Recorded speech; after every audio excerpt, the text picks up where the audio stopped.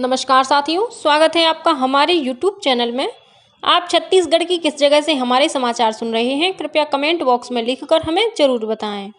रायपुर से प्रस्तुत हैं छत्तीसगढ़ के प्रादेशिक समाचारों के साथ में रजनी शुक्ला। पहले मुख्य समाचार। छत्तीसगढ़ में विधानसभा चुनाव के पहले चरण के तहत 20 विधानसभा क्षेत्रों में आज होगा मतदान। सुरक्षा के पुख्ता इंतजाम किए गए। आज करीब 40 लाख मतदाता 223 उम्मीदवारों के चुनावी भाग्य का फैसला करेंगे।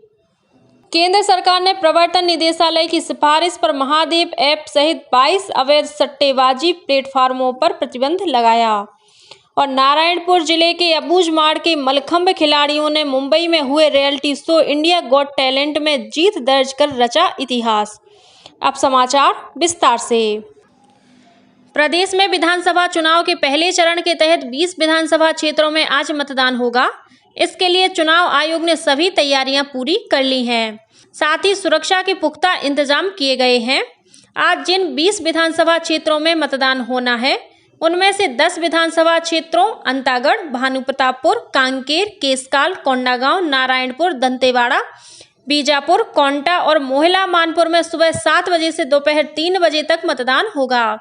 वहीं 10 अन्य विधानसभा क्षेत्रों पंडरिया, कवर्धा, खैरागढ़, डोंगरगढ़, राजनांदगांव, डोंगरगांव, खुज्जी, बस्तर, जगदलपुर और चित्रकोट में सुबह 8 बजे से शाम 5 बजे तक वोट डाले जाएंगे। पहले चरण में 25 महिला सहित कुल 223 उम्मीदवार चुनाव मैदान में हैं। इनमें पूर्व मुख्यमंत्री डॉक्टर रमन सिंह, वन मंत्री मोहम्मद अकबर, आबकारी मंत्री कवासी लखमा, आदिम जाति कल्याण मंत्री मोहन मरकाम, विधानसभा उपाध्यक्ष संतराम नेताम, कांग्रेस के प्रदेश अध्यक्ष दीपक बैज, पूर्व मंत्री केदार कश्यप, लता उसेंडी, विक्रम उसेंडी और महेश गागड़ा शामिल हैं। आज जिन 20 विधानसभा क्षेत्रों में मतदान होना है, उनमें से 12 अनुसूचित जनजाति और 1 अनुसूचित जाति के लिए आरक्षित हैं। पहले चरण में 40,78,681 मतदाता अपने मताधिकार का उपयोग कर सकेंगे। इनमें 19,93,937 पुरुष, 20,84,675 महिला और 69 तृतीय लिंग के मतदाता शामिल हैं। इस चरण में 18 से 19 आयु वर्ग के ऐसे मतदाता जो पहली बार वोट डालेंगे, उनकी संख्या करीब 1,64,000 है। वहीं 296 मतदाता ऐसे हैं जिनकी उम्र 100 वर्ष से अधिक है। पहले चरण के चुनाव के लिए 5,304 मतदान केंद्र बनाए गए हैं। इनमें से 200 मतदान केंद्र संगवारी मतदान केंद्र होंगे, जिनका संचालन महिला कर्मियों द्वारा किया जाएगा। वहीं 20 मतदान केंद्र दिव्यांगजनों द्वारा और अन्य 20 मतदान केंद्र युवाओं द्वारा संचालित किए जाएंगे।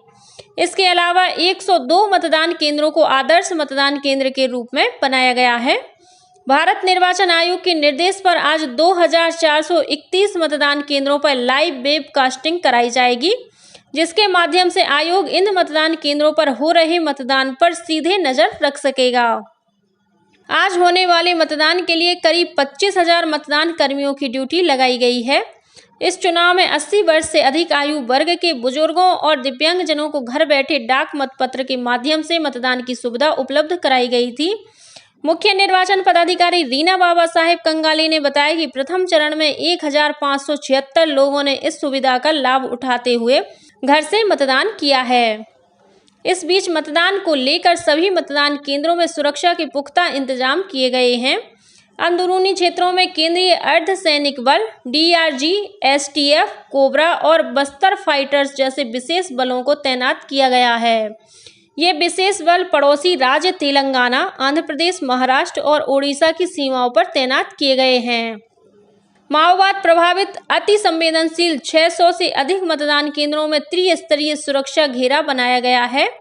वहीं माओवादी गतिविधियों की ड्रोन और हेलीकॉप्टर के जरिए निगरानी की जाएगी। सुरक्षा कारणों के चलते बीजापुर, नारायणपुर, अंतागढ़, दंतेवाड़ा और कोंटा के 149 मतदान केंद्र को नजदीकी थाना और सुरक्षा कैंप के पास स्थानांतरित किया गया है।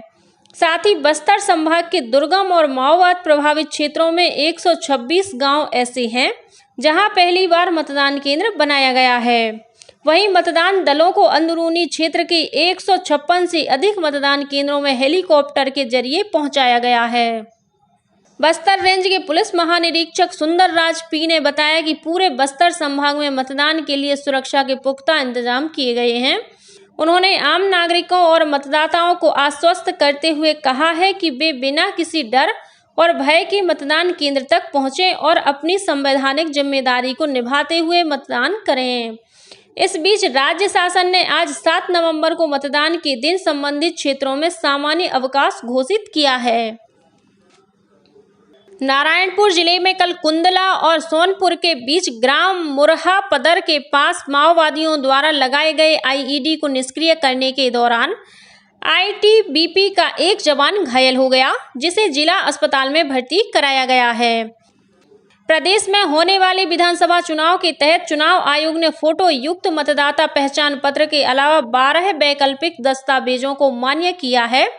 इनमें आधार कार्ड, मनरेगा job card, driving licence, PAN card, भारतीय पासपोर्ट, फोटो युक्त पेंशन दस्तावेज, केंद्र, राज्य सरकार और निजी कंपनियों द्वारा जारी किए गए फोटो पहचान पत्र, बैंक या डाकघर द्वारा जारी पासबुक, स्मार्ट कार्ड, स्वास्थ्य बीमा कार्ड, सांसदों, विधायकों और विधान परिषद सदस्यों को जारी किए गए सरकारी पहचान पत्र के अलावा केंद्रीय सामाजिक न्याय और अधिकारिता मंत्रालय द्वारा दिव्यांगजनों को जारी यूनिक डिसेबिलिटी आईडी कार्ड शामिल हैं। मतदाता इनमें से कोई भी दस्तावेज प्रस्तुत कर मतदान कर सकेंगे।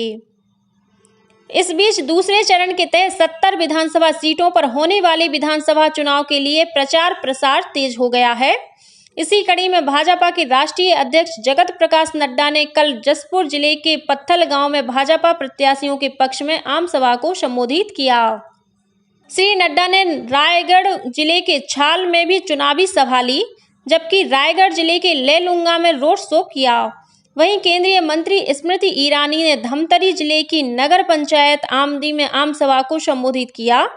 इस बीच असम के मुख्यमंत्री हिमंत बिस्वा शर्मा ने जांजगीर चांपा जिले के अकलतरा और पामगढ़ में भाजपा प्रत्याशियों के समर्थन में रोड शो कर आम सभा को संबोधित किया।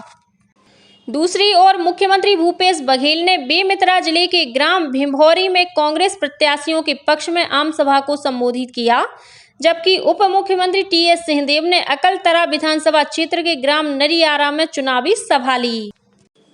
प्रदेश में विधानसभा चुनाव के मद्देनजर निर्वाचन आयोग द्वारा जागरूकता कार्यक्रमों का आयोजन किया जा रहा है। इसी कड़ी में कल रायगढ़ जिले के बरमकेला में लोक नृत्य के रंग मतदान संकल्प के संग थीम पर मतदाता जागरूकता कार्यक्रम का आयोजन किया गया। इस दौरान कर्मा, सुआ, सरगुजिया, राउत नाचा, पंथी नृत्य, कथक और गौरी गौरा नृत्य की प्रस्तुति हुई। वहीं कैंडल मार्च निकालकर लोगों को मतदान के महत्व से अवगत कराया गया।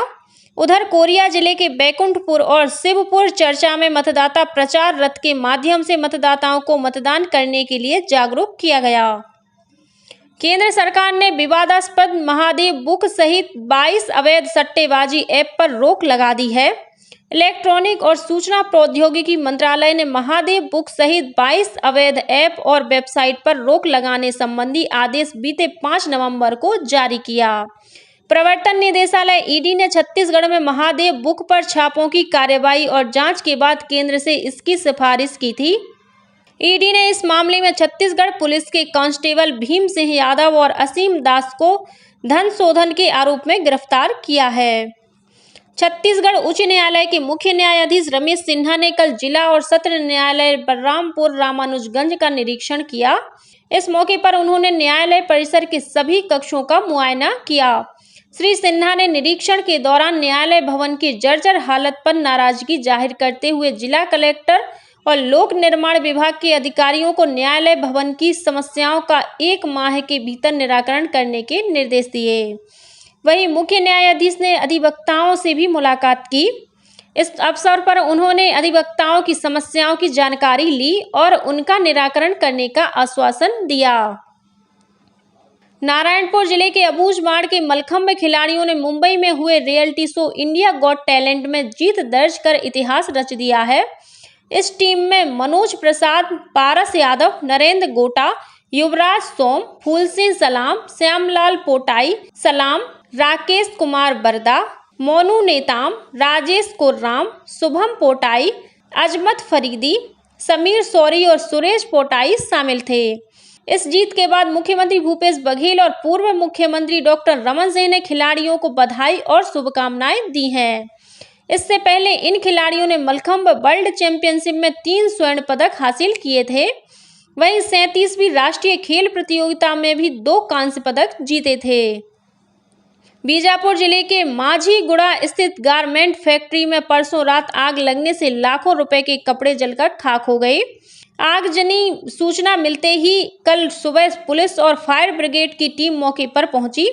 करीब 2 घंटे की कड़ी मशक्कत के बाद आग पर काबू पा लिया गया। इसी के साथ छत्तीसगढ़ के समाचारों का ये बुलेटिन समाप्त हुआ। नमस्कार।